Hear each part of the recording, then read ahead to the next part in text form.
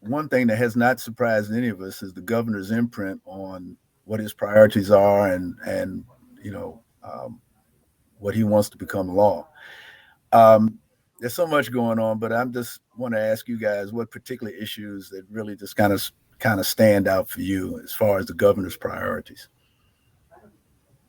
One of the issues that really surprised me was that the governor involved himself in the redistricting issue.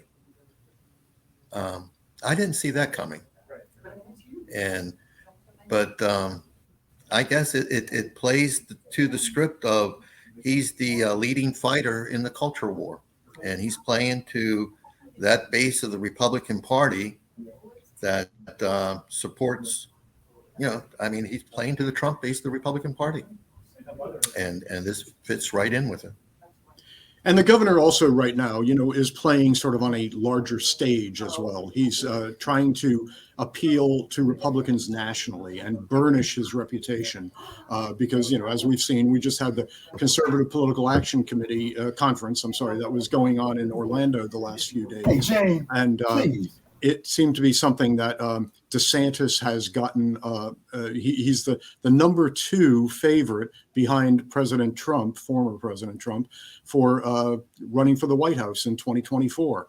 So DeSantis knows that, and DeSantis knows how he can really, through policy in Florida, get attention with Republicans nationally. So we've seen the governor come up with an elections package that would create a security force in the state to investigate what would be allegations of election fraud, which DeSantis himself in 2020 was crowing about how well the state of Florida did with its presidential election and the results, getting them out efficiently, no real problems at polling places.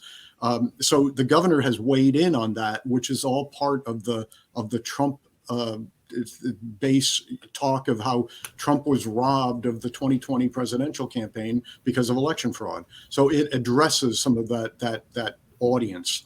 And then, when it comes to the whole Stop Woke Act, which the governor introduced, that's another thing that has great appeal to the right. And that's the legislation that I had alluded to at the top of our show, where you're seeing the governor trying to limit how race is discussed in classrooms and also in the workplace. It raises questions about how in the classroom, any discussion of the past of slavery, of the Holocaust, it can color that. It's a chilling effect for Florida teachers. Again, as James pointed out, a lot of this is directed at real world application in the classroom. And the other thing that's unique about that Stop Woke Act is that it would reach into workplaces, and it would create a situation where if somebody felt that they were singled out because they were, a white male in the workplace, and that the company was devoted to diversity training and trying to have more gender equity in the workplace, if they felt offended by some of that, possibly they could have a civil rights violation lawsuit in their favor. Civil rights protections we've always thought about as trying to protect potentially endangered minorities in the workplace. This would be so twisted that it would protect the majorities. So it's a kind of through the looking glass kind of situation right now in Tallahassee. But the governor is feasting on this, and he's getting a lot of attention nationally for it. Yeah, the use of language is it's fascinating. This, on the one hand, this session has been fascinating by the rhetoric of the ruling Republican Party, and I think what is going on. Marco Rubio, Senator Rubio, sort of like told us what was going on in his speech at CPAC this past weekend when he said there are people who may not agree with us on taxes, regulations, and a variety of issues, but they are really angry, and that is what the Republicans are doing. Or that is the governor's game plan.